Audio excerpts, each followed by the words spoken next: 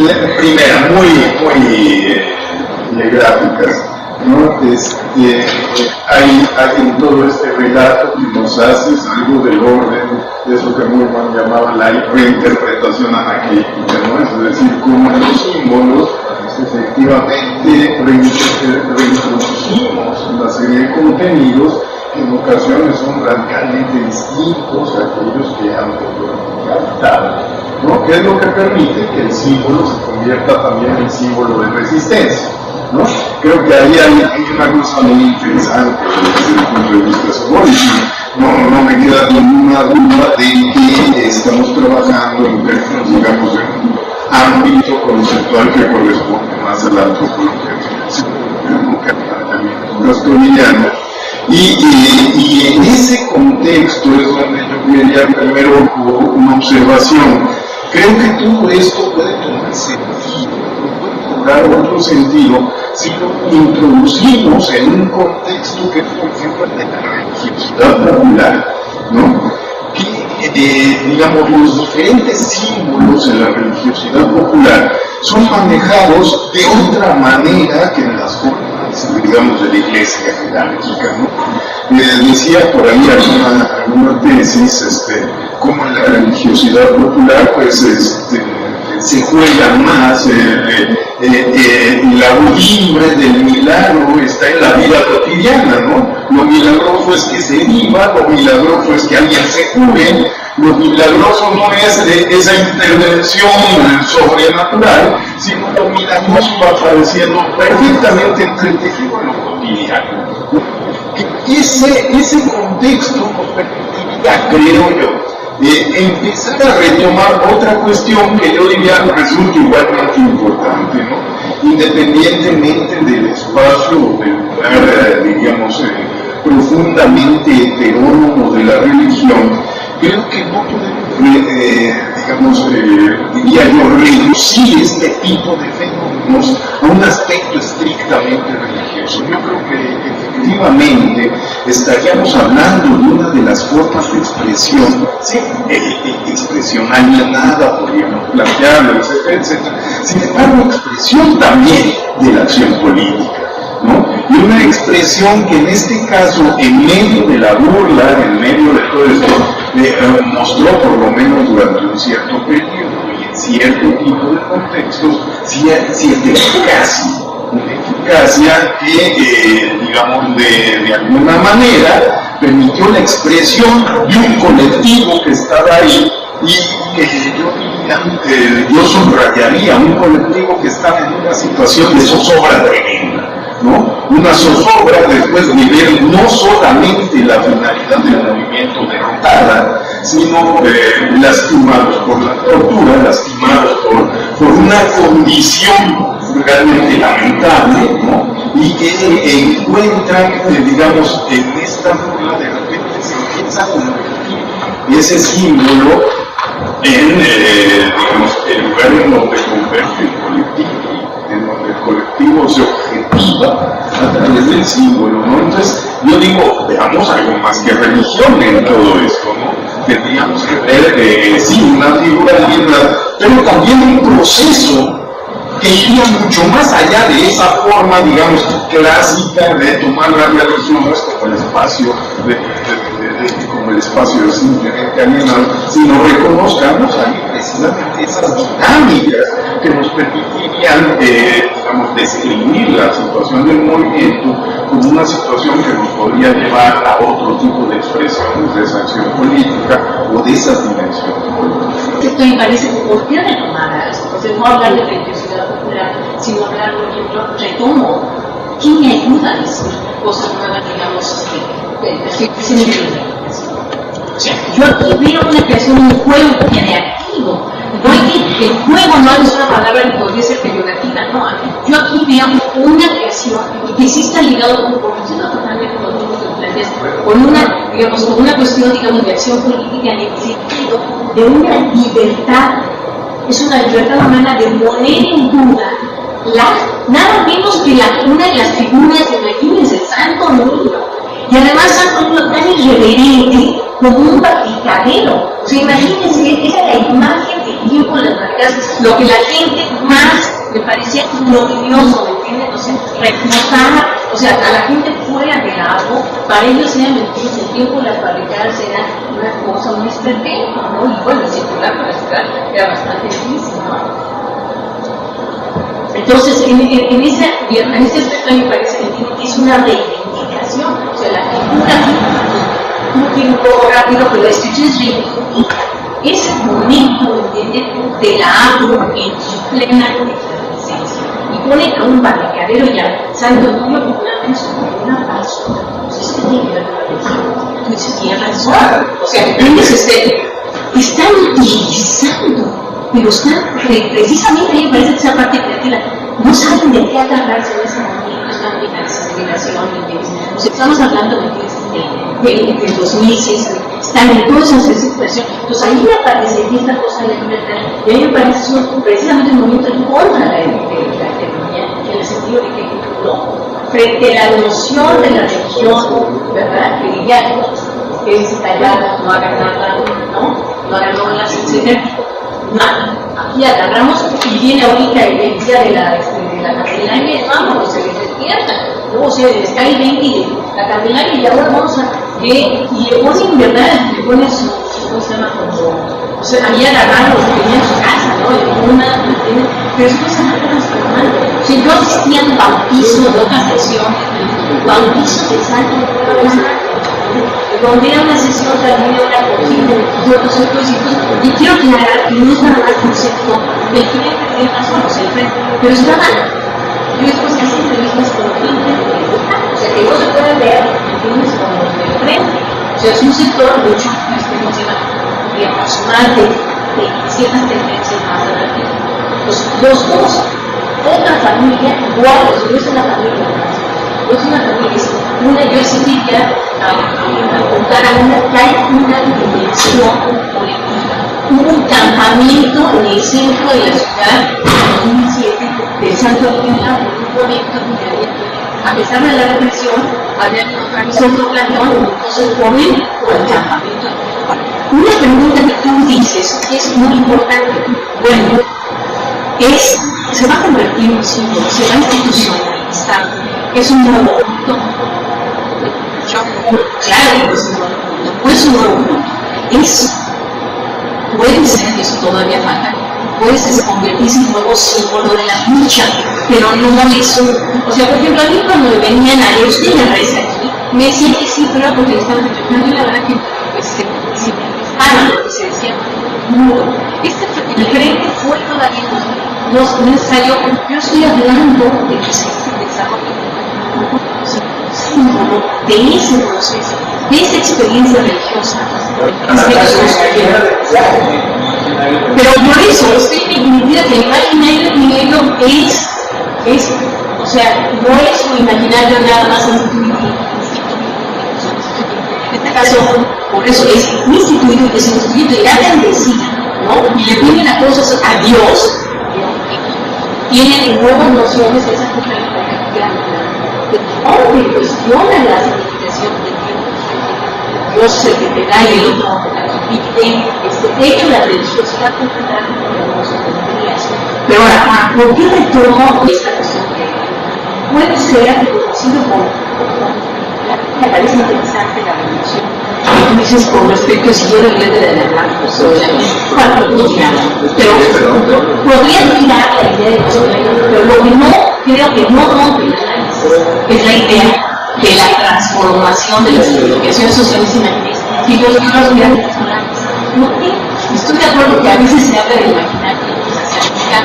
Espero que aquí no, o sea, mi idea es que no vea una manipulación la idea de sujeto cariño. Eso es constitutivo, digamos. Evidentemente, yo no sé por eso que esté pasando, no puede ser verbal. Y si las teorías, pero yo creo que es una manera de aterrizar esta noción tan abstracta y que sí ayuda a ver una interrelación entre diferentes significaciones. Dios, el sujeto individual, y el sujeto individual, el sujeto colectivo, es el pueblo. Entonces aquí estoy viendo transformaciones. Es un imaginario Entonces, por eso me agarré, no puede ser que no sean solo, pero mi sentido es más allá de la ortodoxia. No tendría sentido. Es igual que el imaginario de la nación mexicana. O sea, eso sería mi importancia. Si lo podemos ver, ¿me entiendes? Como una cosa realmente articulada, ¿no? Bueno, creo que habría que trabajar más. Si está, qué tanto se va a instituir, qué tanto va a quedar en la memoria. Eso es parte, digamos, como de la investigación. Y otra cosa que sería este trabajo se inserta en un trabajo sobre humanitario, religiosos y políticos. Y ahí entraría en lo que dice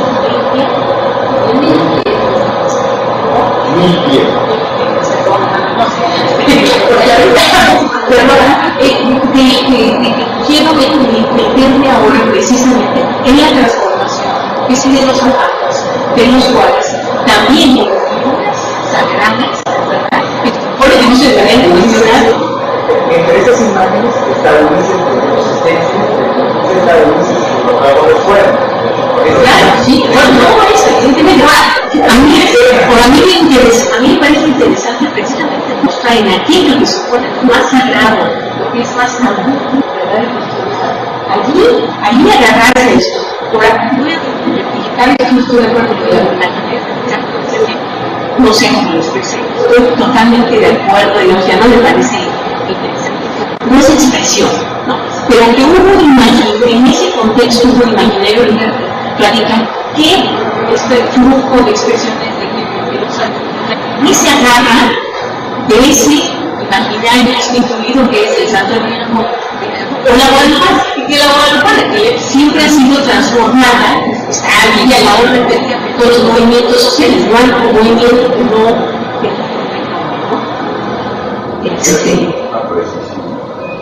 ¿Me permites una sobre entonces, con respecto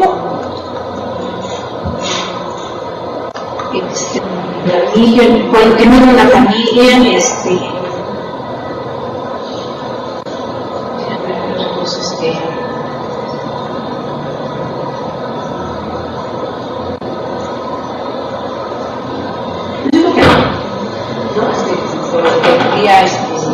lo más importante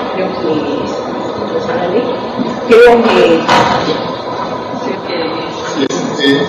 yo sé que el debate está caliente, pero nada más es tiempo de la conferencia de Toño. Seguramente seguiremos el tema. Entonces, por ejemplo, la conferencia de Toño. me dices comentarios, por favor. Bueno, tenemos 48 minutos, 52 minutos. Normalmente sería una exposición de aproximadamente 20 minutos y continuamos el debate.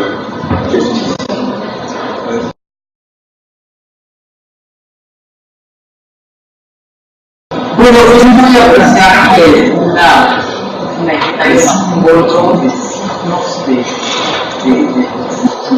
para allá del instituido, pero es otro muy distante de nuestra vida, que es el central. Pero es fundamental partir de la idea de que el símbolo existe como muy sensible sin materia, dice Castellano. Es para los hombres de una sociedad considerada, es un sensible sin materia para los hombres. Están hablando de términos de una sociedad, no puede ser individuo, pero uno no puede manejar o manipular estas posibilidades. Lo imaginario es institución, pero es creación también. Para los porque supone siempre la realidad, la integridad del sujeto que lo toma, siempre lo reinterpreta. No lo puede reinterpretar de manera totalmente ajena a los patrones. Sin embargo, el patrón imaginario instituido es un punto de partida siempre. Un punto de partida siempre que se entenderá, volver, aunque sea muy sutil. Por otro lado, él habla de los signos como un fantasma, tomado de Aristóteles, ¿no? Y el fantasma, en la construcción imaginaria de la sociedad, supone que hablar es ser en los signos, equivale a ver lo que es en aquello que absolutamente no es. Es la representación de una dimensión que se está creando, es la dimensión de la utopía. Utopía no necesariamente venir a algo mejor, sino venir a algo que no es y que está. Pero en este sentido, el signo, en tanto signo, solo puede tener existencia en la calidad de figura institucional, forma, creación de un imaginario social. Esto significa que no puede ir solo por su onda el individuo, ¿no? La existencia de la sociedad siempre supone reglas de conducta y sanciones para afianzar estas reglas, pero estas no necesariamente son normas o no necesariamente son conscientes incluso, pueden ser inconscientes, como Freud tiene una influencia extraordinariamente fuerte, pero suponen metas sociales y suponen también la constitución de algo que él repite constantemente, que se llaman lógicas identitarias. Y para la lógica identitaria hay un término de dicho sintéticamente que él llama el legeísmo. El legeísmo es una manera de sesgos, distinguir,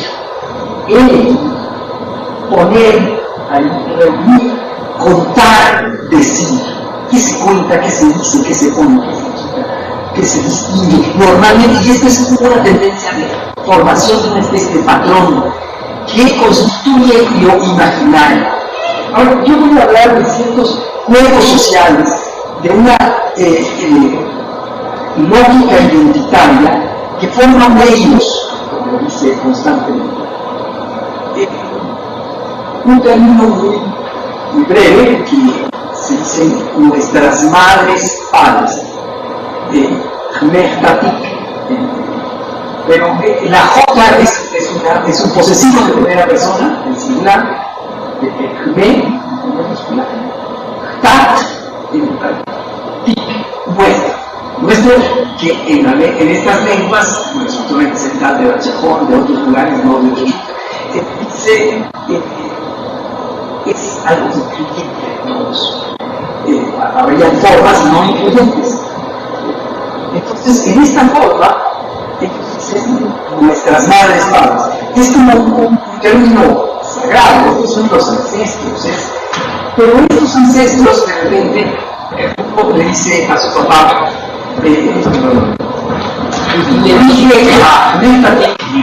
a nuestras madres padres que vinieron. Y esto es una forma de respeto inusitada, de fuerte, porque toda la fuerza de los ancestros muestra mi padre para hablar. Entonces esto obviamente no lo pueden decir los cashlares. Los cashlares no están de paso, porque llevan 500 años están de paso, se ve un caché que es pasar. Entonces, pues yo, una vez, era mujer, entonces me decía a una señora, señora,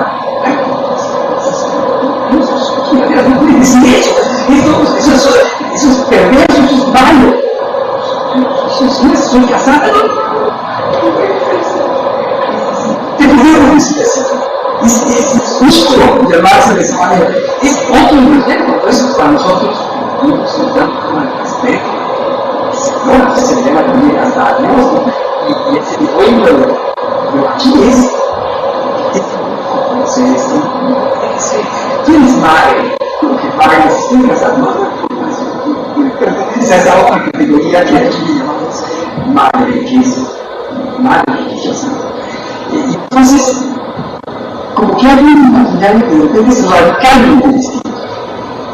Yo no puedo usar esta palabra genérica para hablar de estos, pero sí puedo decir amé, o sea, madre a tal. Y al final me convertí. Es una manipulación lingüística que te permite separarme. Es tu madre, es tu padre, pero es padre de todos. Entonces, me meto en una identidad, porque tomando aquella realidad de tu vida y aquel lenguaje, aquella sintaxis, es parte de la institución donde puedo en donde me incluyo en nosotros. Porque todos nosotros, además este es el punto fundamental, todos nosotros somos una pauta de identidad. Es una manera también de incluirse, de compararme dentro de ellos, de distinguirme de otros que no se podrían incluir. Primero, porque no todos lo pueden usar, porque usar la lengua es para representar, ¿no? Es difícil. Yo, claro, no es que entiendan que la hablo por el discurso, pero hay una asamblea de tiempo porque la cantidad de concepciones que no tenemos en el mundo hispano, greco-latino, judeo-cristiano, y que ahí sí son, pues es espectacularmente grandes, ¿no? Por ejemplo, el verbo ser, Parménides, ¿no? Puede ser, sería mucho más dentro de esta perspectiva del ser y el tiempo de Heidegger, es el antevenir. Pero ser tal es venir, y ser es sonreír, son los que su modo de ser es la sonrisa. Entonces, bueno, pero es un modo de estar viviendo al modo, no de ser. El estatismo del ser no puede ser, sería mucho más cercano a este mundo de Parménides, que no acaba de ser algo, no se puede señalar como lo establecido permanentemente. Y en nuestro sistema esto puede ser así. Por supuesto ellos abstraen constantemente, pero no abstraen refiriendo al ser estático, o no abstraen en términos de las ideas platónicas del amor, de la paz. No, es una vez un señor Manuel me decía, mira, voy a morir, con sus servicios de regreso, pero pues nadie en su saber permanece. En su amor permanece. Su amor de quién? De quien sea.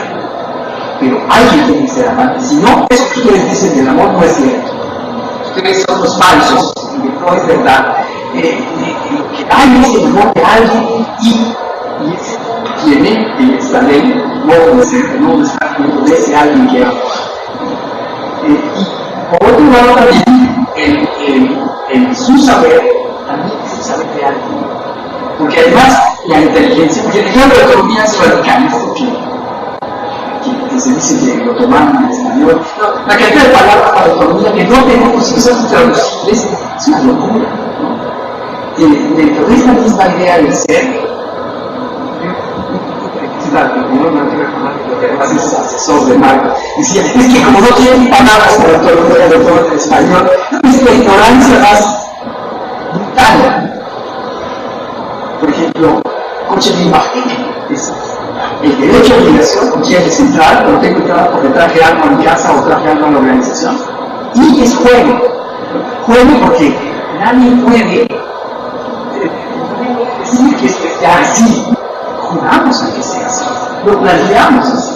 Coche es una figura que condición y que nos damos a nosotros mismos. Es el derecho a obligación, porque no puede haber derechos sin obligación.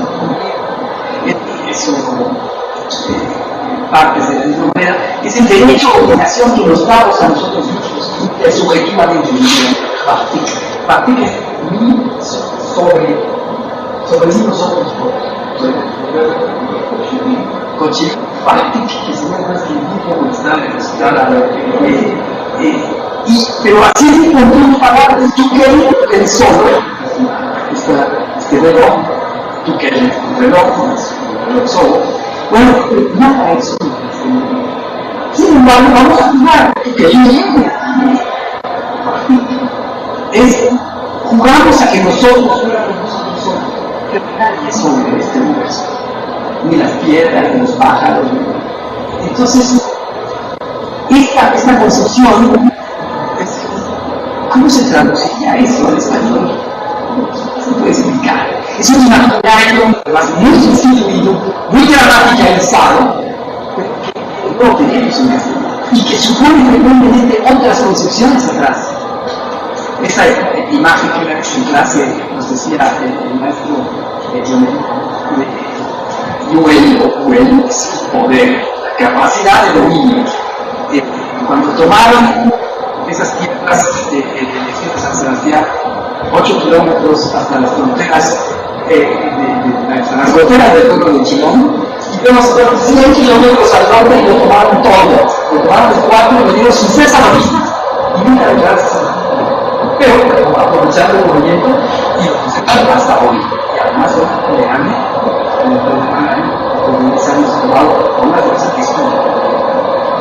Y entonces resulta ser que es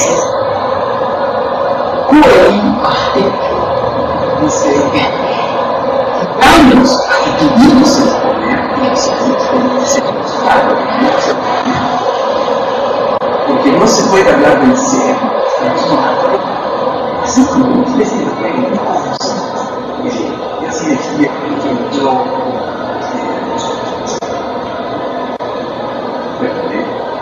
decía el juego.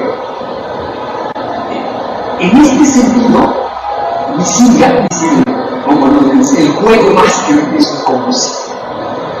Así se presenta, porque no podemos hablar del ser. Pero esto supone muchas ideas hasta las pruebas. Todo el mundo se despide. Es la forma normal de despedirse occidental. Que esto literalmente es el poder de mirar de algunas. Nosotros podemos, se traduce que te vaya bien, pero que te vaya bien supone que el bien completo te cae, como Dios de Washington, te llega a decir, ahí. Las hojas son el bien, el aire es el bien, el agua es el bien, la tierra es el bien, el cielo es el bien, pero ¿cómo lo seleccionas para que te vaya bien? Porque si no te conoces, no sabes seleccionar. Y si estás mal de la panza, no puedes comer lo mismo que si estás bien de la mano, estás conocerte enfermo, quizás.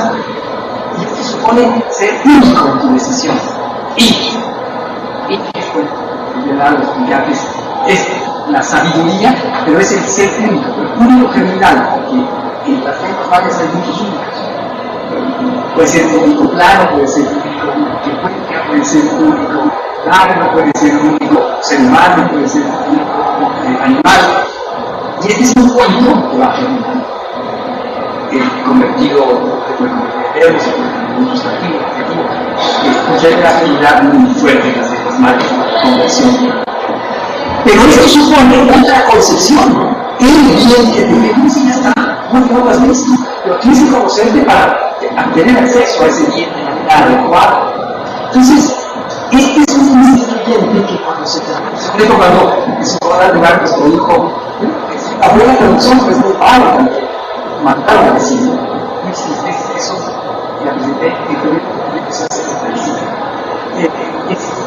Chumuel más judeo. Chumuel es creer, su fe es responder. Es responder a lo que cree. No hay nadie que mate ni nadie que obedece.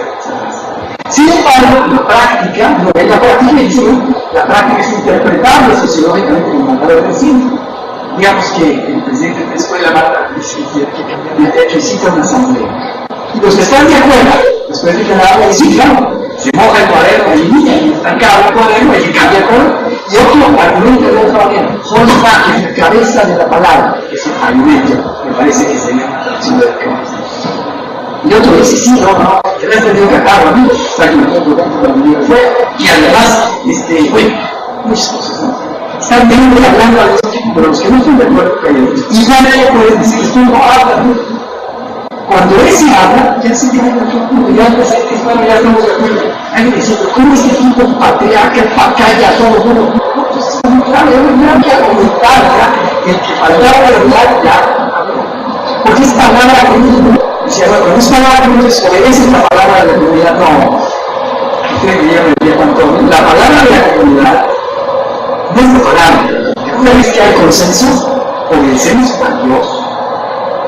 Trasciende a la comunidad. Y entonces la palabra es otra cosa. Y yo no obedezco al que tomó el acuerdo, que es el presidente de la Escuela Pública, sino obedezco mucho más allá. Estoy obedeciendo a aquello que yo creo, sin que mande, aunque formalmente alguien le mande.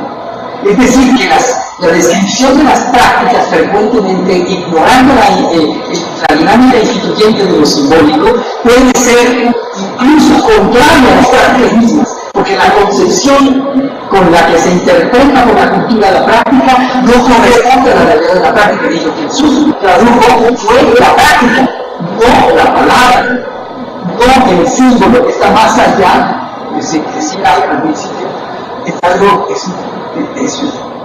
algo sin materia. No está traduciendo la materia, está traduciendo la concepción. Y la concepción es que yo respondo a lo que yo creo, sin que nadie me mande, sin obedecer a nadie. Es mi propia respuesta a mi corazón.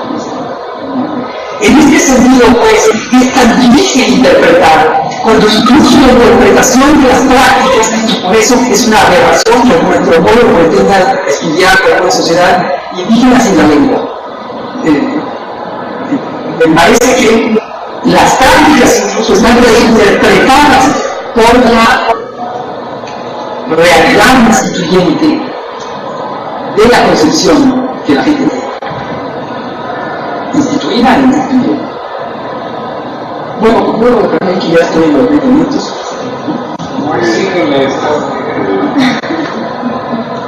Claudio tiene una reacción.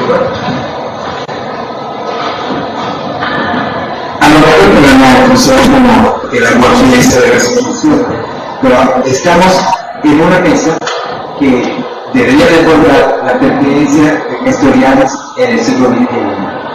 Entonces, la impresión que yo tengo es que aquí cada quien está ajustando Castoriadis a sus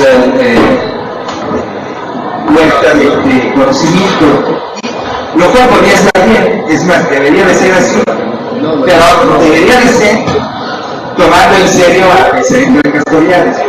Ahora, yo no soy un especialista en Castoriadis, por lo tanto no tengo que defender ninguna ortodoxia, pero sí me quedan claras algunas cosas. Castoriadis es un gran demoledor de mitos. Es una persona, es un marxista que rompió con el marxismo, un psicoanalista que rompió con Freud, un filósofo solitario que se dedicó a esto, a jugar mitos. Entonces, con respecto a nuestra sociedad en México, y la cuestión indígena, que es sumamente importante, y la cuestión religiosa, que también es sumamente importante, pienso que la manera de tomar en serio a Castoriadis es discutir la pertinencia de algunas de sus ideas. Y bueno, aquí, por lo que los temas que estamos discutiendo, es la cuestión, más allá del ateísmo, es la cuestión de la ontología del arte. Y la cuestión justamente de la crítica de la lógica identitaria.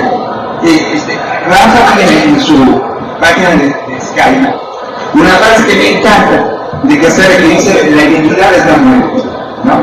Entonces, cuando hablamos de sociedades tradicionales, exacto, gracias, pero para fines de lo que quiero decir es todavía más duro, la permanencia de la identidad es la muerte. Para fines de lo que estamos discutiendo aquí, no necesariamente Castoriadis tiene razón, o sea, porque todo lo que tú dices sobre la fascinación, y reconozco la pasión de tu discurso, la fascinación que te transmite la cultura, etc., perfecto. Pero el problema es que toda la cultura tradicional no tiene, por definición, ni la capacidad, ni la voluntad, ni la pertinencia de poner en discusión eso que Castoriadis llama la ontología, es decir, los ancestros, no se puede.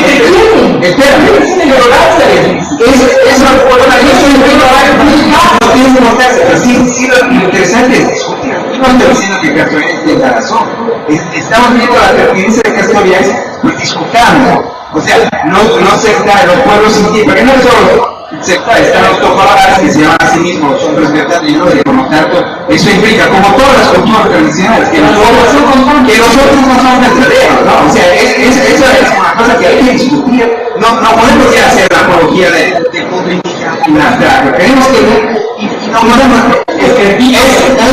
ese otro, o sea, así como la antropología racista menosprecia, Rousseau y sus herederos, entre los cuales están los antropólogos actuales, hacen la apología, entonces el aceptar de ser el inferior se vuelve lo máximo y nunca es una persona con la que podemos interactuar. Yo no tengo ningún complejo de inferioridad con nadie, porque no sé, en todo la base, por ejemplo, no está el complemento, que realmente se caracteriza con eso, se emociona y dice, puta, que llegó a la cultura, no tiene el objeto, entonces acaso son los sujetos, o sea, todo eso es un refrito de una demanda pensada de Rousseau ya mismo, o sea, del mito de cómo se puede salvar, ¿no?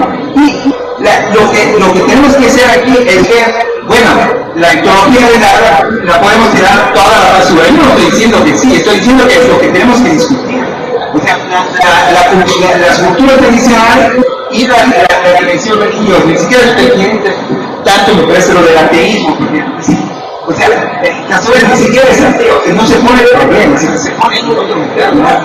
Y ese lugar de la revolución del mito, eso sí, no, o sea, soy muy ignorante, lo reconozco, pero que Castoriadis, su brújula sea la evolución del mito, o sea, eso es muy difícil cuestionar. Entonces, hablemos de eso.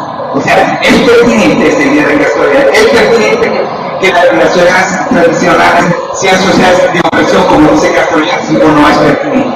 Eso es lo que deberíamos discutir. No que cada quien aporte su costo de saber y intenta más o menos ajustarlo a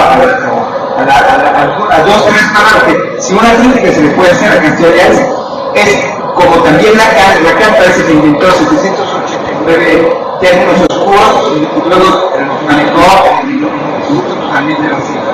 Castoriadis no es así, pero sí también inventa algunos conceptos discutibles. Y es lo único que se está manejando aquí como jerga especialista, cuando la esencia del pensamiento de Castoriadis es la subversión, y no lo he escuchado decir por nadie. Rafael, me toca. Usted no has escuchado. Bueno, yo, un poco con la intención de apaciguar los ánimos, ¿verdad? Que podamos un poco discutir de manera pausada y ¿verdad? O sea, yo la primera cosa que tiene que ver también con la exposición de Margarita, es decir, los comentarios míos no iban para nada, ni en el caso tuyo, Antonio, en el sentido de descalificar cualquier cosa, o sea, así que ¿verdad? Por ningún motivo, todo lo contrario, realmente. Yo de veras admiro muchísimo gente como ustedes, ¿verdad? Que se han abocado, digamos, a analizar cuestiones muy complejas y que se han acercado de alguna manera también al pensamiento de Castoriadis. Me parece verdaderamente una cosa pues muy ejemplar y de mucho mérito. Ahora, eso no quiere decir, y aquí me conecto un poco lo que comenta Claudio, que todo lo que ustedes han expuesto y han dicho tenga que ver con Castoriadis, cosa que tampoco es un defecto, o sea, realmente para nada, pues, o sea, Castoriadis, ¿verdad? Uno lo puede tomar o simplemente pasar de lado y se acabó, pero lo que no puede uno hacer efectivamente es decir una serie de cosas muy valiosas de un trabajo de mucho tiempo y decir que eso tiene que ver con la manera como Castoriadis entiende la autonomía, por ejemplo. En ese sentido me voy a referir a un par de cosas que tienen también mucho que ver con la discusión de Margarita y quisiera yo aclarar un poco para que, por ejemplo, esta cuestión, digamos, una disputa, esta cuestión del imaginario de la comercial mexicana, a lo mejor es un poco excesivo, no me estaba refiriendo a tu exposición, pero es algo que ocurre, ¿no? Entonces, una cuestión que yo creo que pudiera aclarar, y un poco en el sentido a lo mejor de lo que propone Claudio que podamos discutir, es el hecho de que para Castoriadis toda sociedad se autoconstituye. Es decir, toda sociedad es un permanente y un perpetuo emergente de sentido nuevo. Eso, o sea, no quiero vueltas de hojas, así es. Toda sociedad es un proceso emergente de sentido nuevo. ¿Qué es lo que hace específicamente a la sociedad autónoma? Es que ese proceso de autoalteración es un proceso explícito. Es decir, toda sociedad se autoconstituye de modo implícito. En el caso de la sociedad autónoma, esa autoconstitución y esa autoalteración es algo que se lleva a cabo de modo explícito, ¿verdad? Eso me parece que es muy importante, porque bueno, si no vamos a decir aquí que solamente la sociedad autónoma se transforma, por favor, o sea, sería verdaderamente una aberración. Toda sociedad se transforma, pero la sociedad autónoma se transforma de manera explícita. ¿Qué es lo que esto quiere decir? Quiere decir que de alguna manera el valor que supone querer ser otra cosa de lo que se es el valor que hace sentido en la sociedad autónoma y que lo hace además de manera totalmente explícita. Esto nos lleva precisamente a la cuestión de la identidad, es decir, finalmente si hay una identidad, entre comillas, para el tipo antropológico de la sociedad autónoma, es precisamente que ese tipo antropológico quiere dejar de ser lo que es para ser otra cosa, y que ese querer ser otra cosa es un modo de ser, ¿no? Entonces, en ese sentido, obviamente, yo me imagino, Antonio, que tú tendrás, porque lo veo venir, pues, o sea, tú piensas que efectivamente las maneras como tú interpretas la autonomía en el caso del pueblo maya celtal tiene que ver con eso. Yo en lo que dijiste veo muchísimas otras significaciones imaginarias sociales, efectivamente de una gran trascendencia, efectivamente muy en el sentido de la autotransformación de la sociedad, pero muy poco respecto a lo que Castoriadis entiende de lo que es el proyecto de autonomía, ¿verdad? Entonces, nada más para terminar, esta cuestión, ¿verdad? Precisamente Castoriadis en un momento se refiere a Aristóteles, guardando totalmente la proporción. Dice, bueno, no voy a decir que Aristóteles se equivocó, pero hay una parte en donde Aristóteles sí, de alguna manera, pues tú dices, Aristóteles habla del deseo de saber como una característica, digamos, del ánimo, ¿verdad? Del hombre, ¿no? Y Castoriadis dice, en ese sentido, Aristóteles tuvo un desliz. En realidad, lo que el antropos quiere no es saber, es creer, ¿verdad? Entonces yo con eso terminaría mi intervención. Digo, ojalá alguien les sea motivante y quieran a lo mejor ahondar sobre el ¿No me di? Sí, creo que hay un tema muy creo que ya emergió.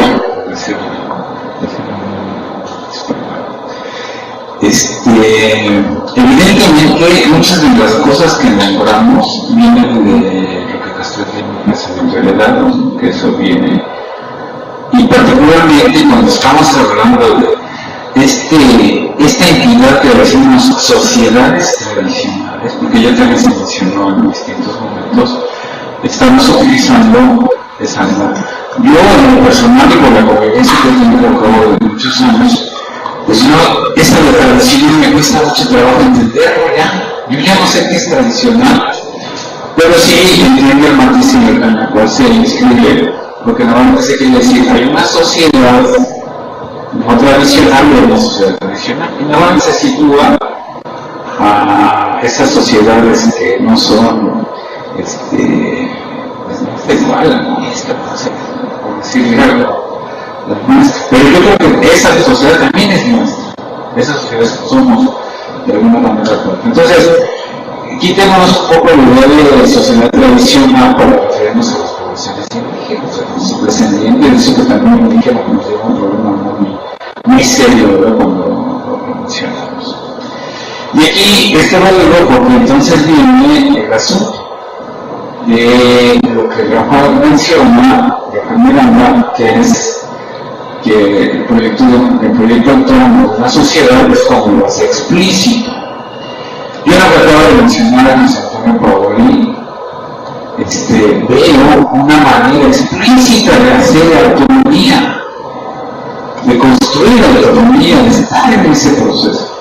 Lo que pasa es que es un lenguaje que evidentemente el esfuerzo que ha tenido a cabo de muchos años, y otras personas no entendemos ese lenguaje, porque estamos hablando de que esta sociedad tradicional utiliza lenguajes pues extraños, distintos, diferentes, no sé. Y ahí entra pues todo lo que hemos hablado sobre entender el sentido de cada nivel. A lo mejor no es el proceso, no es la manera explícita de describir el proceso propio de la autonomía utilizando las categorías de la filosofía ingeniera. Pero sí es la autonomía de los sujetos, interactuando en esto, porque cuando se mencionan cosas se extrapolan. Yo les voy a contar una experiencia muy rápidamente. Cuando recibí la tarea de formar este equipo de traductores autores de San Andrés, en todas estas definiciones, muchísimos conceptos que no son propios, por ejemplo, territorial, no existe muchos otros, como autonomía o no sé qué, no existe en el sentido de la cómo se utiliza o política social, el contexto en el cual se ve. Entonces vimos en la tarea también de buscar y encontramos definiciones de estas cosas que tienen que ser situacionales, no había de otra, y entonces se va construyendo un discurso que parece aparentemente para reflejar lo que se quiere hacer. Entonces, cuando se interactúa con lenguas que explican, dicen, describen cosas distintas, yo no pretensionaba porque no solo el antropólogo que conoce los lenguas, que el opinador incluso debe de tener conocimientos básicos de lo que se habla. Entonces creo que ahí sería una de las cuestiones que hay que remarcar, muy importante, trascendental, yo creo, para tener diálogo, y podría estar hablando de esto que decimos subvertir, incluso eso es creación y es transformación, que creo que es lo que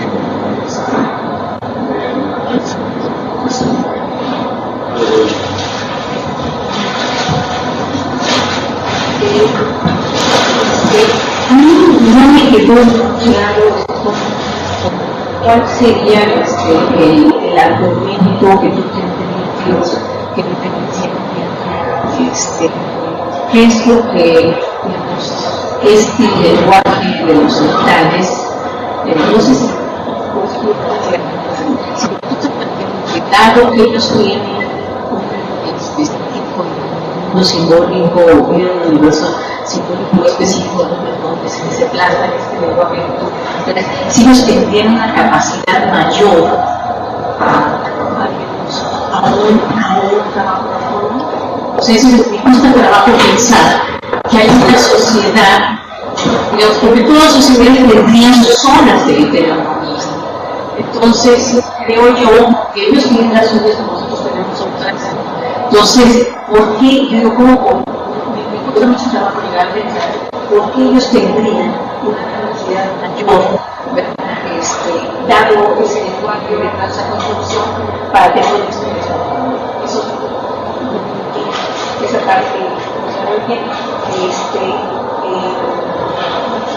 y bueno, apelando a lo que tú decías, yo sí creo que cuando se plantea esta cuestión de la sociedad autónoma, o por lo menos el ejercicio de la autonomía como un ejercicio de reflexión, o sea, que tiene que estar explícito, ¿verdad? Porque si no, no se vería allí una pregunta, digamos, que a mí me parecía, digamos, que en el momento en que los diferentes grupos del árbol hacen, digamos, retoman, entienden cómo debe ser la restauración, que aquí habría un momento de explicitación, de una reflexión pero no se puede ser, me pone a pensar, si el hecho de nada más cambiar, digamos, bastaría eso o tendría que haber una cosa.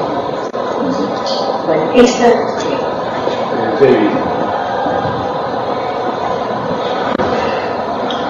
Bueno, yo voy a cambiar el nivel de la discusión.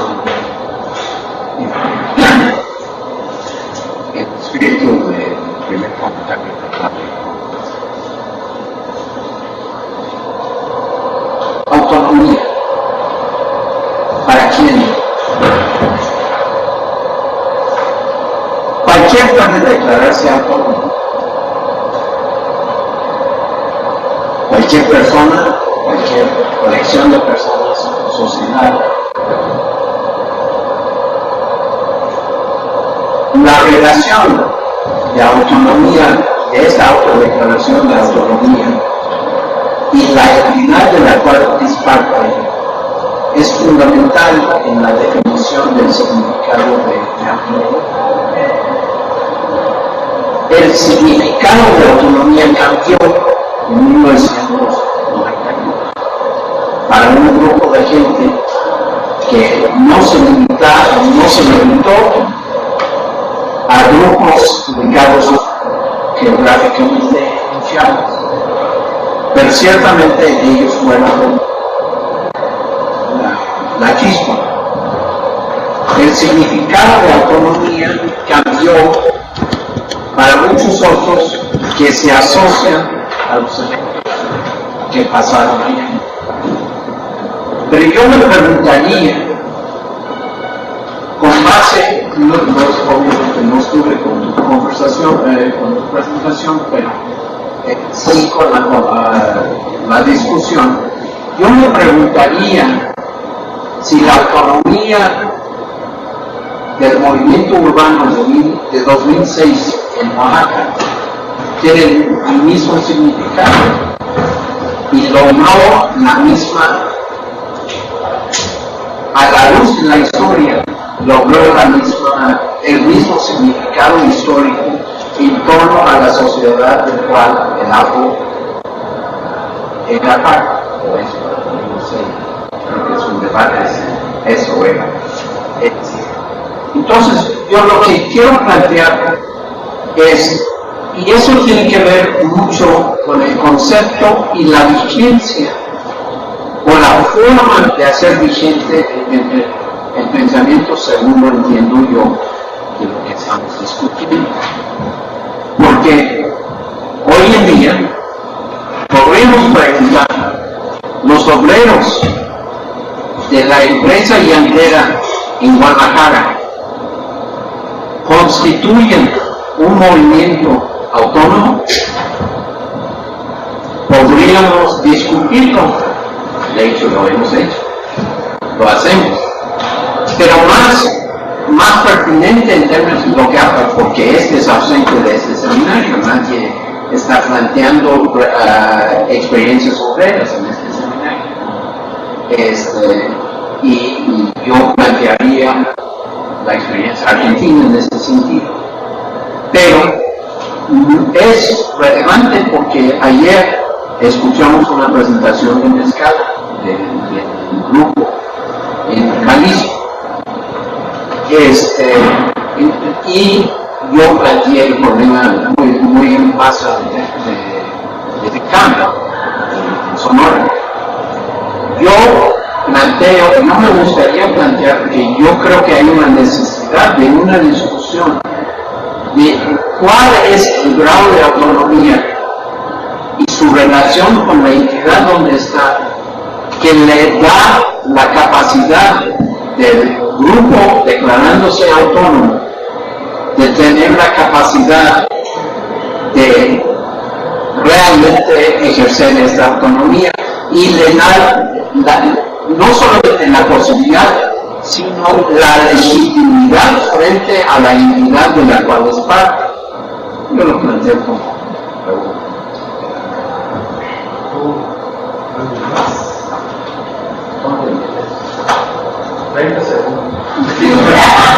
Ya pasaron 20.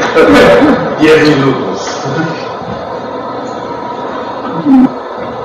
Me parece que ciertamente es muy importante tratar de caracterizar el lecheísmo, cómo se identifica, cómo se cuenta, cómo se tratar de perfilar un marco en los cuales la gente asocia.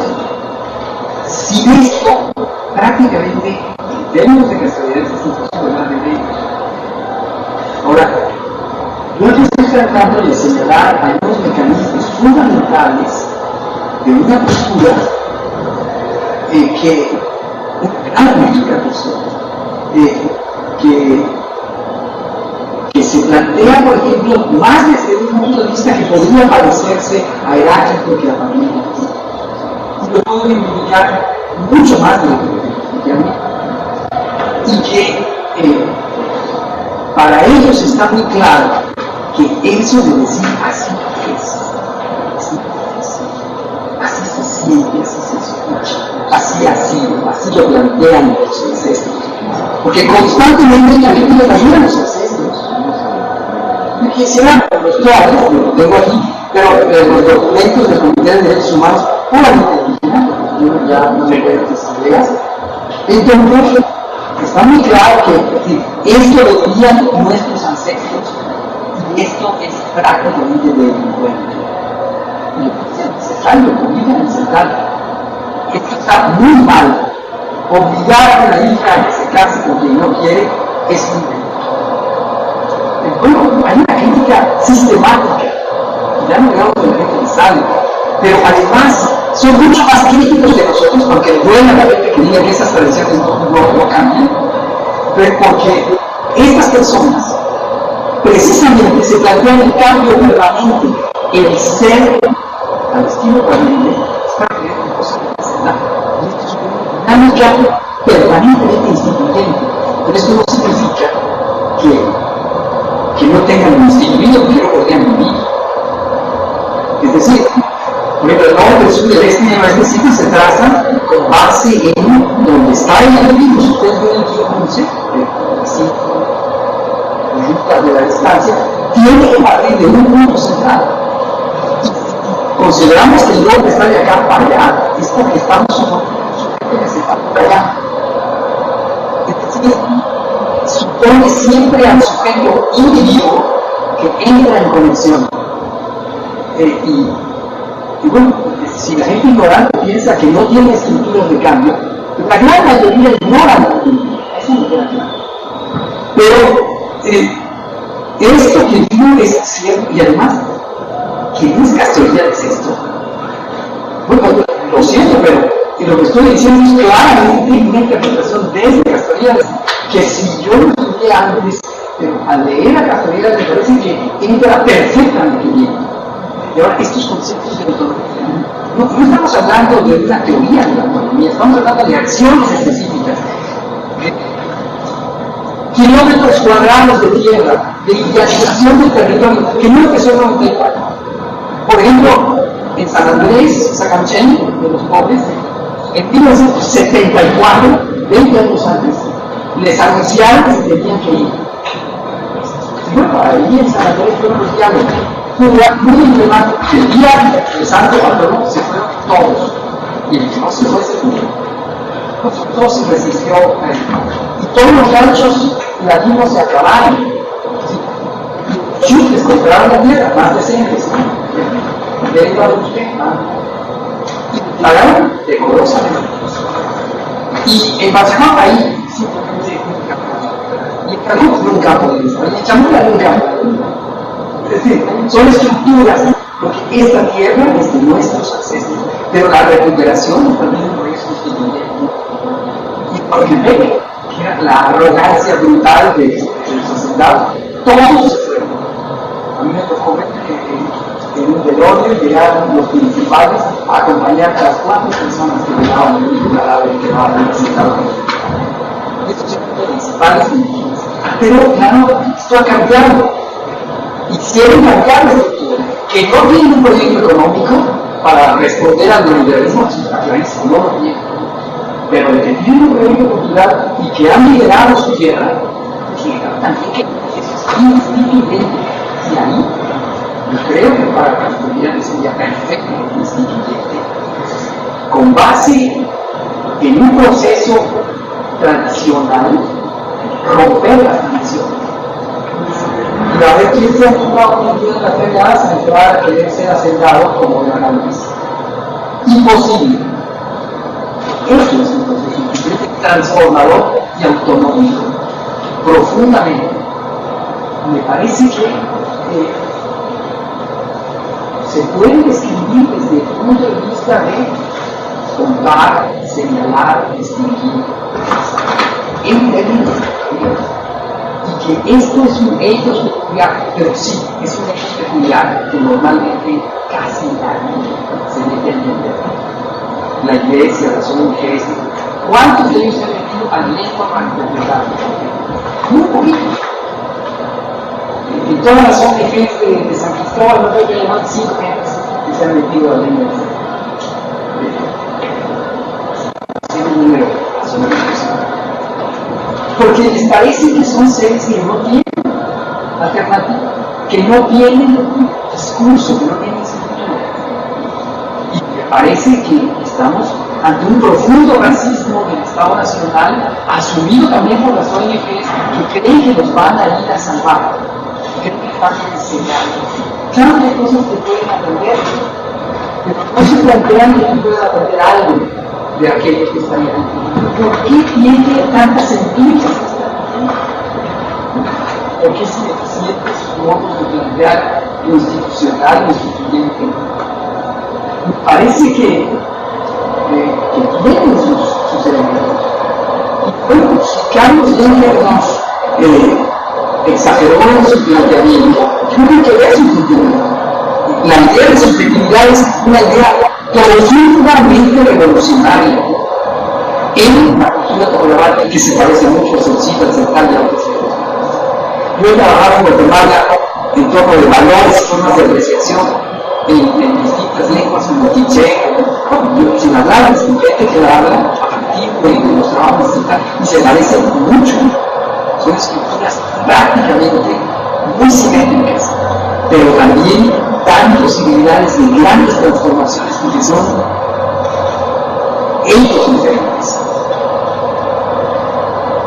Bueno, no sé.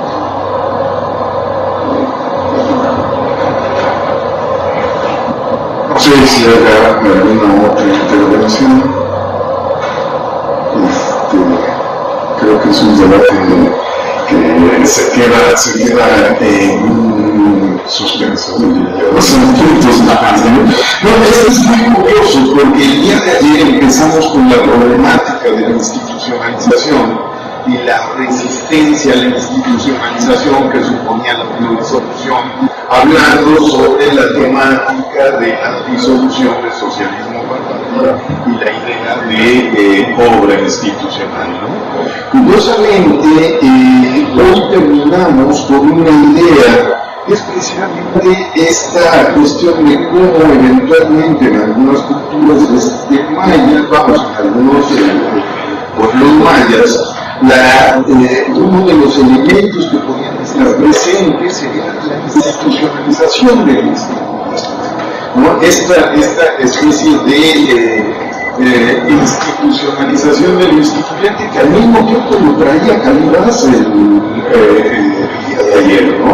Él decía de lo que se trataría como proyecto de autonomía sería la institucionalización de la revolución, el modelo del partido, de la revolución institucionalizada, ¿no? Para ser justo con el doctor Calibás, él hablaba también de que había que pensar de qué tipo de institucionalización se hablaba, ¿no? ¿Por qué? Porque está presente también esta otra tendencia alrededor, digamos, de los trabajos weberianos, alrededor de la rutinización del carisma, digamos, elemento previo a los procesos de institucionalización, lo que después luego trabajaría como el efecto Mullmann, una especie de el fracaso de la profecía como condición de la institucionalización. ¿No? Creo que esa es una fuente temática en donde curiosamente las discusiones de la mesa se atraviesan, tienen una sujetada ahí interesante con el planteamiento de Cálidas. La otra parte que veo presente como desarrollo en la mesa es, y tomando en cuenta pues, la temática, no le quiero decir Castoriadis para el siglo XXI, es Castoriadis en América Latina, ¿no? Que es uno de los temas que Marco Giraldo, en su estilo bastante particular, va a trabajar, ¿no? Y sí, trabajó en todo esto, y que nos plantea evidentemente con el asunto de los pueblos indios, por un lado, y con estas otras experiencias que nos trae el doctor Barkin, ¿no? Las experiencias de acción política, las reflexiones que tuvimos el día de ayer por la tarde, nos habla efectivamente de que hay ahí también un gran suspenso, ¿no? Estamos de guía con nuestra mesa, con trabajos en curso, y pues esperemos a ver cómo viene para el año que entra, que ya nosotros tenemos otro evento.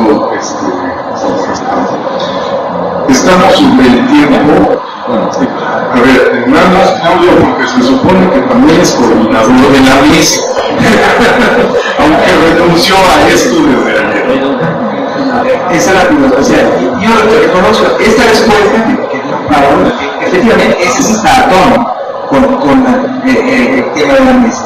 Porque además no es por el que llevo en escrito. El problema de Castoriadis con las sociedades indígenas es precisamente esto que tú dices, no reconocerle la capacidad de poner en discusión la filosofía, esto que sí la tiene, y eso lo escribí antes de esta poemia, que te puedo pasar en inglés, por tanto, no es para ajustar las puertas, ¿no? O sea, pero sí pienso cómo el argumento es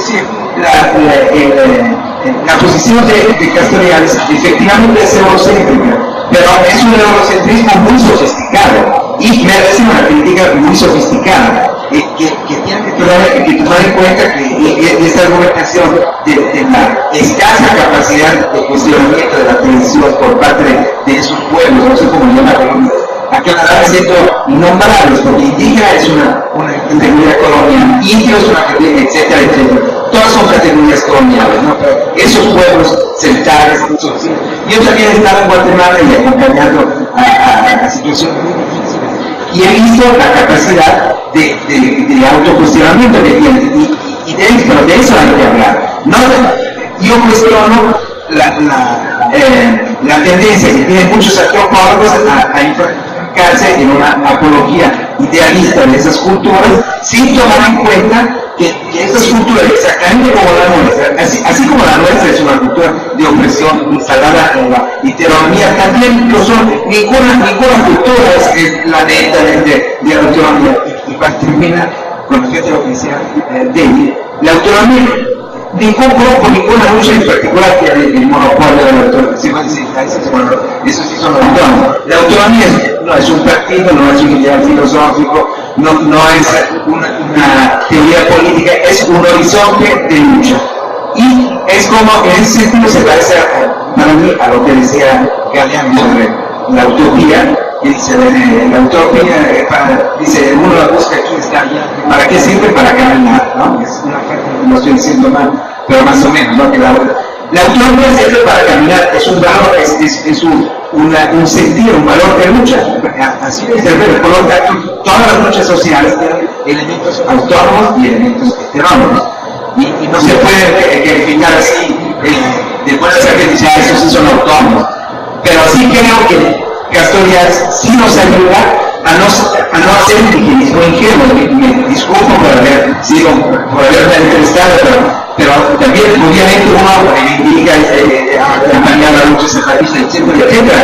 Y lo que me emocionaba de los zapatistas fue precisamente su capacidad de poner en discusión sus propias reglas. Cuando sacan la ley de mujeres en diciembre de 1993, están cuestionando los ascensos. Y ese tipo de argumentos es el que hay que dar a los castorianos abstractos que descalifican las culturas indígenas por esos motivos. Es lo que quería.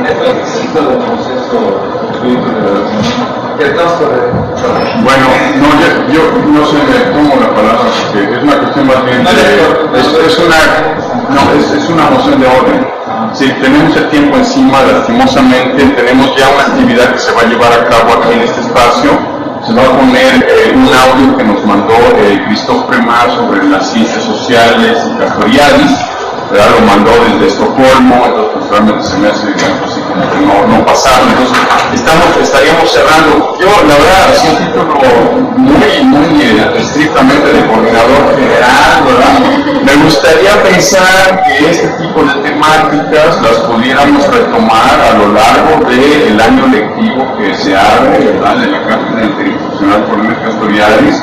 En los seminarios de SICA y EPA están los espacios para tomar esta problemática, retomarla con toda la pausa del mundo, ¿no? Entonces, bueno, yo los invito a que se sumen a esta iniciativa, ¿verdad? Y esperemos que pues, podamos un poco ver algunas cosas de claridad sobre ello, ¿verdad? Esa sería un poco mi exhortación. Perdón, me tomé la palabra, yo sé que ustedes son coordinadores, pero la cuestión de tiempo sobre todo me preocupa, ¿no? El programa que tenemos, ¿verdad? Y que de alguna manera asumimos muy al principio, aparentemente tuvo algunos, ¿cómo se dice? Algunos tropiezos de interpretación. Entonces, quería yo primero disculparme por eso, ¿verdad? Y en principio, la idea de esta hora, entre las 3 y las 4 de la tarde, se trataba de hacer un cierre a nivel de las mesas. Y ahorita entre las 4 y las 5, antes de la conferencia del doctor Alonso y del doctor Sandoval, se trataba de hacer una especie de reporte sobre lo que habían sido ya los trabajos de mesa. De hecho, es un ejercicio que ya hicimos en la mañana. Entiendo, yo y veo que muchos de ustedes estamos muy cansados. Ha sido de veras 2 jornadas muy ricas, llenas de contenidos, ¿verdad? Y cosa que me alegra muchísimo, pero en la medida en que podamos hacer economía y, digamos, tratar los temas sustanciales, podríamos, digamos, darle salida ya a lo que sería el cierre del seminario, ¿no? Entonces había una idea que me parecía muy atinada por parte de Roberto Manero, en el sentido de que hiciéramos un esfuerzo como de restitución en el caso de esta hora que nos queda. ¿En qué consistiría? Consistiría un poco, teniendo en perspectiva obviamente el trabajo que se hizo en mesas, pero también el trabajo que se hizo a partir de los debates que suscitaron las distintas presentaciones, tratar un poco desde una postura a lo mejor muy personal, de entender de qué manera se percibió, digamos, el encuentro y en qué medida fue algo que también provocó un poco como una especie de cambio de algunos sentidos, de algunas significaciones, etcétera, ¿no? En ese sentido, como en otras ocasiones lo he mencionado, ¿verdad? Un poco inspirándonos también en el propio Castoriadis, a mí me gustaría que nos diéramos un momento muy relajado y así muy informal, ¿verdad? Y que habláramos no solamente de lo que ocurrió dentro de las mesas, sino también lo que ocurrió en los pasillos, lo que ocurrió en las sobremesas, lo que ocurrió, digamos, en aquellos momentos en los que todos nos relajamos y hablamos un poco de modo desparpajado de todo aquello que vivimos a lo largo de estos 3 días. En ese sentido, y aquí es precisamente donde quiero reivindicar este ejercicio, yo a menudo me he referido a la cuestión de la manera en la cual hemos hecho hablar a la institución, pero no a la institución en general, sino precisamente a la institución que nos habita, ¿verdad? Es decir, cómo hemos de alguna manera hecho hablar a aquella institución en la cual, digamos que nos contiene, digamos, como sujetos, y en esa medida, en qué medida hemos realmente contribuido ¿verdad?, a la creación humana, ¿verdad? Entonces sería un poco en ese sentido que me gustaría que ustedes tomaran la palabra.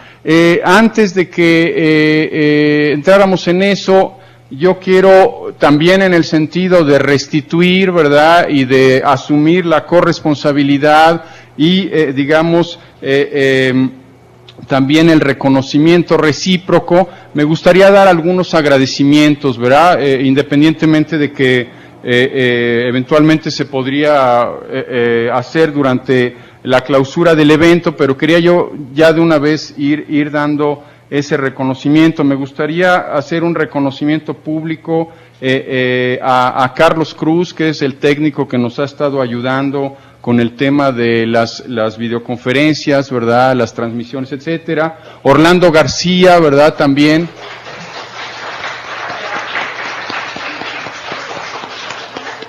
También José Luis Cortés, de la Casa de la Primera Imprenta de América, realmente ha sido fundamental su apoyo, entonces quisiera yo pedirles también un aplauso. No están aquí con nosotros, pero bueno, Rosita, que nos ha ayudado un poco con el ingreso, ¿verdad?, a la casa. Exacto, Rosita. El ingeniero Rodolfo Rosales, de Rectoría, que ha sido fundamental incluso desde la planificación del evento, el ingeniero Rodolfo Rosales. También Jesús Quetzalcóatl, que también nos ayudó mucho. Y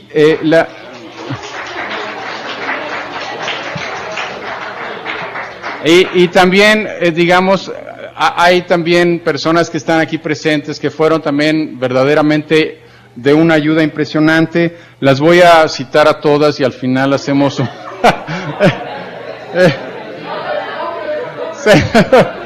se trataría de Mariana Robles, ¿verdad?, que está aquí con nosotros, ¿verdad?, que ha hecho un trabajo excelente nos ha ayudado con infinidad de comisiones, verdaderamente ha sido una ayuda invaluable. Está también Aida Robles, que es su hermana, ¿verdad?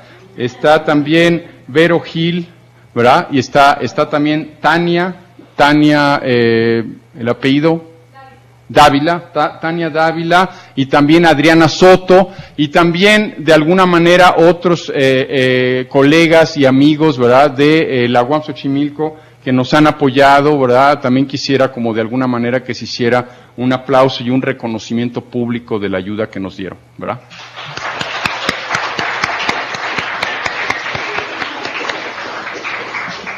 Muy bien, bueno, entonces después de este ritual quisiera yo pasar precisamente a esta cuestión precisamente de esta restitución. Entonces, tienen ustedes la palabra, ¿verdad? A ver, Guillermo Samaniego, por favor. Yo quiero felicitar una vez más y congratularme por haber estado acá. Me parece que este es un acto muy consecuente con el sentido del mismo. Yo les decía a mis alumnos, no, es un acto que no les va a costar nada. No lo podían creer. Lo primero que me preguntaban era, ¿cuánto cuesta la inscripción? Por un lado. Por otro lado, ya en el sentido, digamos, de lo que es el acto como tal, el evento como tal, lo que ha sido, yo me llevo el hecho de que la tremenda vastedad de temas que trabajó don Corneli, según le decían por ahí sus amigos más cercanos, ¿no? Yo espero que, yo me lo llevo, y yo desde antes he intentado trabajarlo así de manera integral, intentando no ser, digamos, con él, no ser, digamos, consentidor, ni que se me quite o deje yo de lado la parte crítica de mi reflexión respecto a su trabajo, ¿no? Pero en la vida se toman decisiones, y yo he decidido, digamos, que el pensamiento de Cornelius Castoriadis, digamos, rija mi trabajo académico como psicólogo social, por supuesto, ¿no? Sobre todo en un ámbito en el que me encuentro yo, dentro de la UNAM, no dentro del campus central, donde el positivismo me atosiga. Es tremendo. muy, muy tremendo, ¿no? Entonces yo invito a todos a que tengamos presente que el pensamiento de Castoriadis, digamos, tiene que ver con que nosotros aterricemos la magnitud planetaria de lo que él trabajó a las particularidades en las cuales cada quien nos encontramos. Gracias. Muchas gracias, Guillermo. Estaría en este caso Rafa Sandoval había pedido la palabra por allá. Adelante, Rafa. Sí, solo para decir, como cayendo en la provocación que haces de qué pasó en los pasillos y en los espacios fuera de pues en el espacio de los últimos 2 años sucedió algo que es bueno contarlo, porque este encuentro es ni un punto de llegada para mi gusto, ni debe ser un punto de partida, sino parte de un dado dándose que tenemos que seguir construyendo. Y en eso que quiero comentar está que cuando hace 1 año y medio se incorporó como parte del colectivo anónimo de los seminarios un colectivo de colectivos, así como acuerdo, y de personas, que es el Seminario Movimientos Sociales, Sujetos y Prácticos de Guadalajara, que lo configuran 7 u 8 colectivos de diferentes tipos y personas, uno que otro académico. Y entonces, aquí estamos presentes 10 de ese seminario, 4 de los cuales son miembros de colectivos, de este colectivo general, y otros compañeros, otros 4 también, que son académicos también, Brigada Callejera, el colectivo de Mezcala, los compañeros del colectivo Rebelión Libertario, Cuadernos de la Resistencia. Y este seminario, este colectivo de colectivos decidió hace unos meses que dejaba de participar como tal, porque no estábamos todos integrados en el proceso que exigía ser parte de la activa y apropiación de los seminarios EPA y SICA, pero que sepan que nos quedamos y participamos activamente 10 a nivel singular, pero miembros de esos colectivos. Y también decir que en el espacio y el tiempo de estos 3 días, como de manera no democrática decidieron no hacer reuniones del comité editorial y del comité del colectivo de la cátedra, de todos modos hicimos discusiones en los desayunos contigo, entre otros, para discutir las cosas de lo editorial y esto, pero eso tú platícalo. Muy bien, muchas gracias, Rafa. ¿Alguna otra persona que quisiera participar? A ver, estaría, sí, Fernando Valadez, adelante. Bueno, he estado muy contento con una predominancia placentera en este evento. La discusión en la que participé fue muy rica, traza líneas de discusión interesantísimas. Creo que el nivel de la discusión fue útil, muy respetuosa, pero con mucho intercambio y también con mucha pasión. Luego, la gran ausente en este evento es Piera. Nadie la menciona. Y otra falta, perdón por conectarme con la falta, es la vida de Cornelius Castoriadis, porque tú haces referencia a su militancia política, José Malaver también hace referencia a que fundamentalmente era un militante político, y sin embargo, de la vida de él, yo no escuché absolutamente nada. En la comida, entre robalo, guachinango y quesadillas de flor de calabaza, se dio una discusión interesantísima alrededor del feminismo, encabezado por Marcela y refutado pasionalmente a la griega por Andreas. Fue interesantísimo, estuvimos felices de la vida comiendo, pero además discutiendo acalorada y apasionadamente en la mesa. Entonces, esa es una de las cosas que pedía Roberto y que me parecen importantísimas, porque sí, obviamente se dan discusiones. Por ahí también veía yo a José y a Gloria también compartiendo elementos psicoanalíticos, etcétera, ¿no? Creo que siempre las discusiones continúan, ¿no? Como decía el compañero, ni punto de partida ni punto de llegada.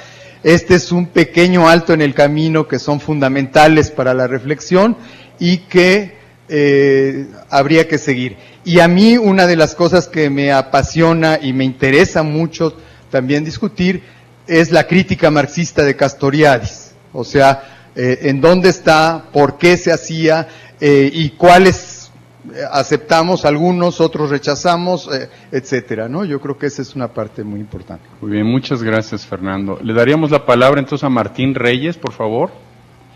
Martín, ¿habías pedido la palabra? No, vale. ¿Alguna otra persona por ahí? Perdón, adelante. Pueden pasar. Yo me voy muy contenta por haber estado aquí.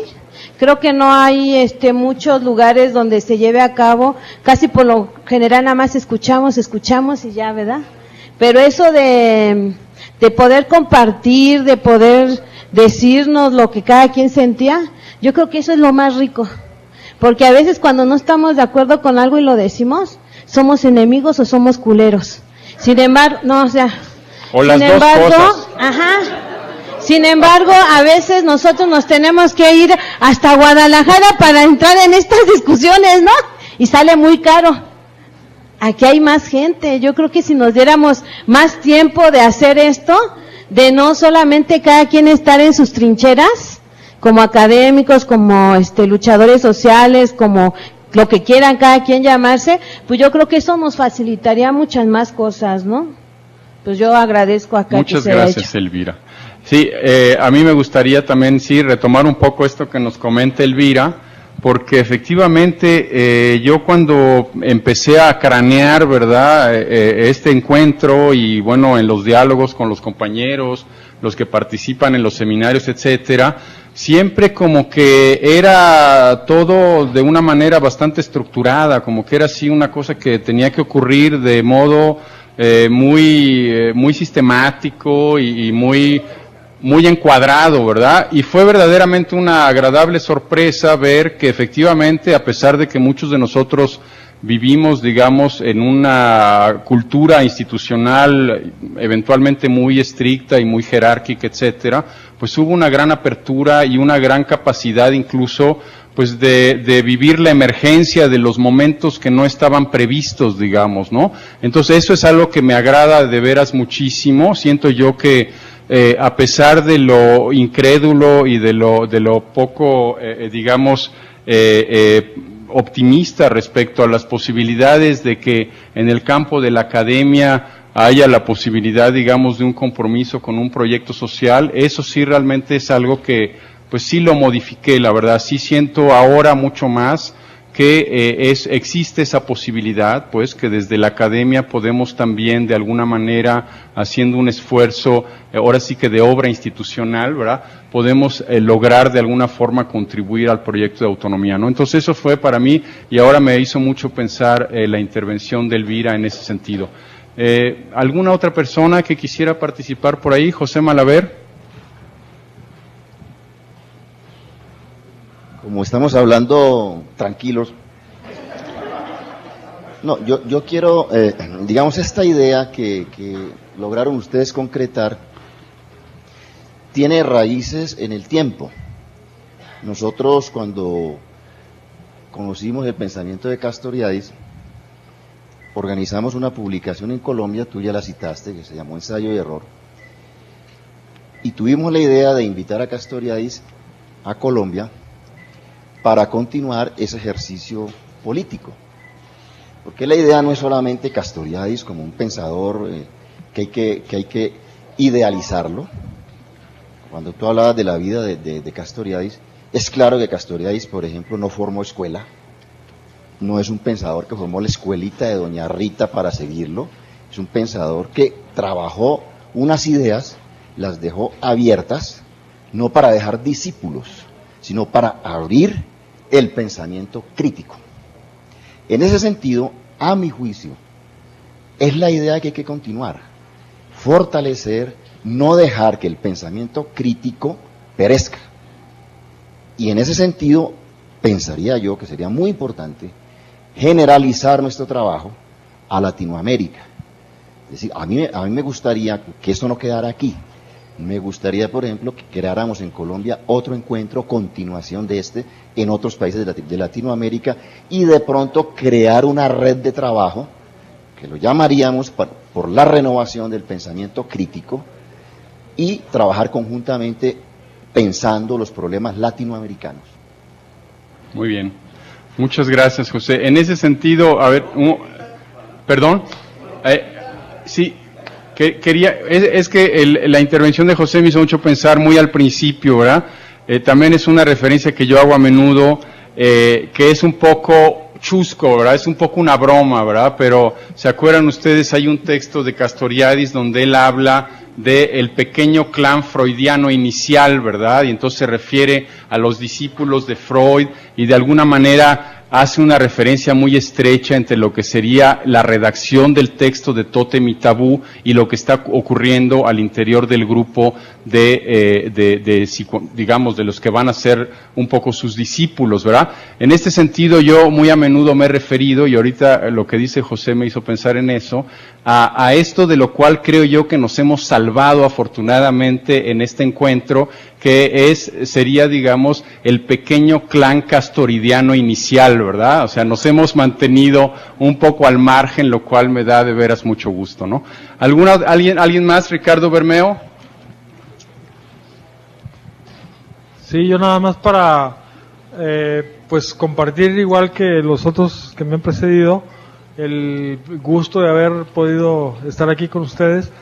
Creo que la impresión, aparte del periodo inicial en el que estuve siguiendo el seminario y que después ya por razones laborales no pude continuar, pues lo que me produce ver aquí a todos el colectivo, a la mayor cantidad de ellos, con las líneas de trabajo que están desarrollando, etcétera, la experiencia con los movimientos sociales que tienen directa, pues es una riqueza impresionante que lejos está de agotarse en los poquitos momentos que estuvimos aquí juntos, ¿no?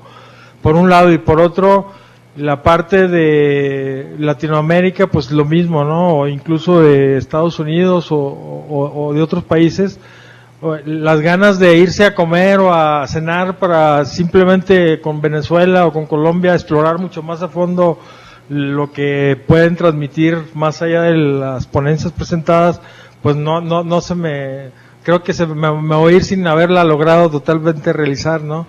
Pero eso está igual con la mayoría de los que están aquí presentes, ¿no? Los que están en Michoacán, los que están en Guadalajara, prácticamente todo el mundo pues tiene esa posibilidad de ofrecer la riqueza de la experiencia concreta del sitio en donde está viviendo, ¿no? Y eso hace muy rico este encuentro, y continuar en la línea en que el compañero señaló de Colombia, de extender a Latinoamérica, porque pienso que es fundamental la necesidad de internacionalizar al máximo posible, ¿no? Muchas gracias, Ricardo Bermeo. ¿Alguna otra persona que quería participar por ahí? Gloria, por favor. Sí, bueno, igual que todos los que han hablado, a mí también me da muchísimo gusto este encuentro después de los seminarios que hemos tenido contigo. Incluso algunos me dicen, te hemos visto ya por el video, y entonces, pues somos de verdad, ¿no? No somos virtuales, existimos y entonces nos vemos, y el gusto de humanizar el encuentro también, de lo que ya hemos compartido, aunque sea por estos videos. A mí me parece interesante, yo hace unos años empecé con Castoriadis en unos seminarios que hubo con Ana María Fernández, que vino de Argentina, en este asunto de Castoriadis, el feminismo y lo que ella trabaja, y ahí es donde yo conocí Castoriadis, pero aquí en México no había ningún espacio, nadie con quien compartir, dónde hacer seminarios, con quién discutir, nada. Por ahí Ángeles, que tú la conoces, y otra compañera que salimos de ese seminario muy motivadas, empezamos a hacer un pequeño seminario las tres, pero la verdad el capítulo 6 famoso de la mona nos traía hechos enredos, y entre las tres apenas si podíamos dilucidar algo, y empezamos por ahí. Después ya se hizo un seminario aparte de educación y género también, y pues esto es muy crecido, es como que qué bueno que en México puede haber ya en varios estados y compartir esta teoría de Castoriadis, que nos plantea muchas herramientas para este asunto de la crítica, de la autonomía, y que hoy por hoy yo creo que en la situación en que nos encontramos mundialmente, esta es una herramienta que nos permite tener luces, ¿no? Para abrir cosas desde cada quien, desde su trinchera personal y socializarla, ¿no? Entonces, me congratulo de estar aquí, de conocer más gentes que están inquietas con lo mismo y ojalá seamos más cada día, ¿no? Y bueno, gracias a todos. Muchas gracias, Gloria. ¿Alguna otra persona que quisiera decirnos alguna cosa? Roberto Manero. Pues sí, sería muy feo que quien propuso no restituye nada, ¿no? El día de hoy creo que tuvimos una plática muy interesante acá con Claudio, que es un poco medio refunfuñón, ¿no? Y hablábamos sobre dos temas, que uno es el angelismo, ¿no? Cómo de repente las otras culturas las podemos idealizar de manera que, pues como dicen los psicoanalistas, ¿no? Detrás de las idealizaciones luego hay un monto de hostilidad bastante fuerte, ¿no? Y había que ver la problemática de la alteridad hacia dónde nos va llevando, ¿no? Un segundo tema que creo que surge interesante en todo esto es la idealización del mismo Castoriadis y del pensamiento castoridiano, ¿no? Que creo que yo no sería a priori tan optimista, ¿no? Ojalá no estemos en el momento de fundación de esa horda inicial, ¿no? De pensamiento castoridiano, ¿no? Y por último, un tema que estaba también presente, que es la utilización del pensamiento castoridiano dentro de la caja de útiles, ¿no? Hacemos lo que sea y de repente, pues sí, ahí lo colgamos con uno u otro concepto del pensamiento castoridiano, que, bueno, no es una invitación a cierto tipo de ortodoxia. Sin embargo, se coló en la plática una cuestión que fue dicha casi de paso y decidimos mejor irnos con la paella, que fue el asunto de cómo analizar entonces la propia autoinstitución, ¿no? Dicho de otra manera, en este momento, ¿cuáles serían en todo caso los elementos o los ejes de análisis en lenguaje institucionalista? ¿Cuáles son los grandes analizadores de este mismo evento, ¿no? ¿Cómo analizamos nuestra propia institución, ¿no? Estamos alrededor del gran fantasma de Castoriadis, estamos alrededor de las fantasmáticas, alrededor de la acción social, de la intervención, del planeta, del intervencionismo en la sociedad. Creo que ahí hay una serie de paradigmas que están planteados, que fueron de manera bastante diversa planteados, en las conferencias magistrales, en las diferentes mesas, y que quizá la problemática se abre hacia el problema no tanto de cómo recuperarla, sino de qué tanto efectivamente esto, que es un ejercicio más o menos autogestivo para la institución misma de la cátedra, podemos hacer esto para la difusión de los trabajos que aquí se han realizado, ¿no?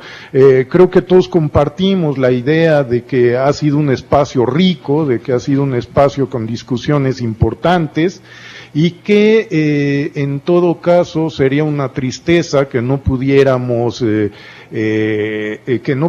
recuperar o que no pudiéramos hacer uso de esto que ha sido una producción colectiva en función de los diferentes proyectos que aquí nos convocan, ¿no? Okay, muchas gracias, Roberto.